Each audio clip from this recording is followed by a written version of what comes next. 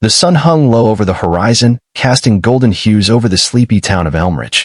The scent of strawberries mingled with the crisp morning air, and the quiet hum of the marketplace slowly began to stir to life. Among the rows of vendors, a girl no older than 16 arranged ripe strawberries with practiced care on a worn wooden cart. Her fingers were stained red from the fruit, her clothes threadbare, yet her eyes held a light that could rival the morning sun. Her name was Lila. She had grown up in an orphanage just outside of Elmridge, a kind but overworked matron her only family.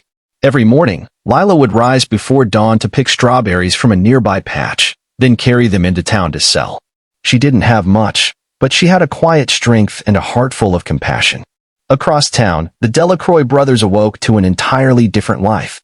Damien, the eldest at 21, was sharp-featured and ambitious, studying business at a prestigious university.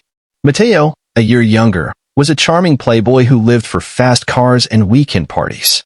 And the youngest, 17-year-old Julian, had a heart that hadn't yet hardened, but he was easily swayed by his older brothers. They lived in a sprawling estate with marble floors and crystal chandeliers, the adopted sons of one of the wealthiest families in the region. No one knew where they had come from before being taken in by the Delacroix at a very young age. The only clue was that they had been found together, abandoned at a train station with no memory of their origins.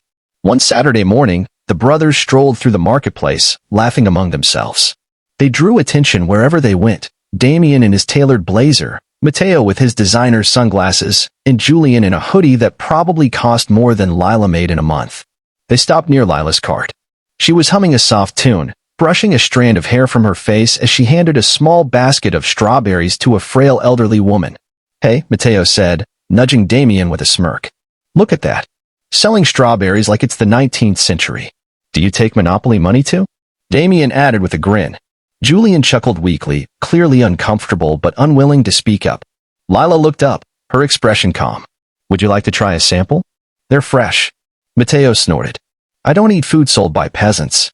Damien leaned closer, his voice laced with mockery. "What are you, some kind of street urchin? Shouldn't you be in school or something?" Lila blinked slowly. "I finish my schoolwork at dawn. I sell strawberries to help the orphanage that raised me." Julian opened his mouth, then closed it again, guilt tightening his chest. "Come on," Damien said, tugging his brothers along. "Let's not catch whatever she has." Lila returned to her work without a word, but her hands trembled slightly. 2 days later, a terrible storm hit Elmridge. The orphanage roof caved in, leaving the children without shelter. The local news ran a feature on the damage, interviewing Lila as she helped gather soaked blankets. Julian saw the broadcast first. He froze in the living room, his heart pounding as he recognized the girl they had mocked. "Guys," he called, pulling Damien and Mateo into the room. "Look, it's her." They watched in silence as Lila, her face streaked with rain and mud, wrapped a child in her coat. "We'll be all right," she told the camera. "We always are. As long as we have each other." Something shifted in Julian. For the first time, he saw her not as a poor girl with a strawberry cart, but as a human being strong, selfless, and kind. Mateo ran a hand through his hair. "We were jerks. We need to do something," Julian said. "Now." Damien hesitated, then nodded. "Yeah, let's go." They loaded their SUV with supplies, blankets, food, clothes. They drove to the orphanage, their car crunching over gravel and broken shingles. Lila was surprised to see them, but said nothing as they handed over the items. She offered a quiet thank you and returned to the children. The brothers watched her, speechless. Over the next few weeks, the Delacroix brothers returned often, helping rebuild the orphanage. Damien coordinated contractors. Mateo organized a fundraiser. Julian read bedtime stories to the kids. In those quiet evenings under temporary tents, a strange sense of peace settled over them. Lila, still reserved, slowly began to trust them. She had a warmth that reminded them of something long forgotten. One night, as they all sat around a fire, the matron of the orphanage approached the brothers. "I remember you," she said, her eyes glistening. "From when you were children. You came through our doors briefly, after the train station incident."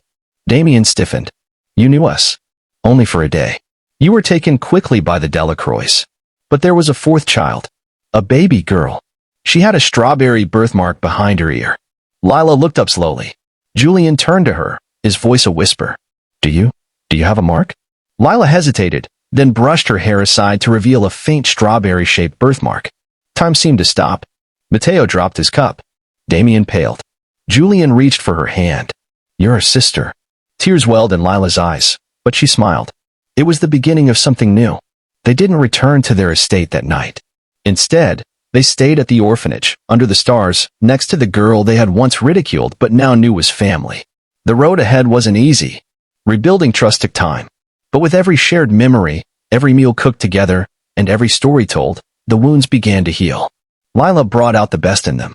Her humility grounded Damien. Her laughter softened Mateo. Her courage inspired Julian. And together, they built more than a shelter. They built a home. In a world often driven by wealth and status, their story became a beacon of something greater, the enduring power of kindness, the unbreakable bonds of family, and the reminder that sometimes, the greatest riches are found in the most unexpected places. Here's the full story based on your title and themes.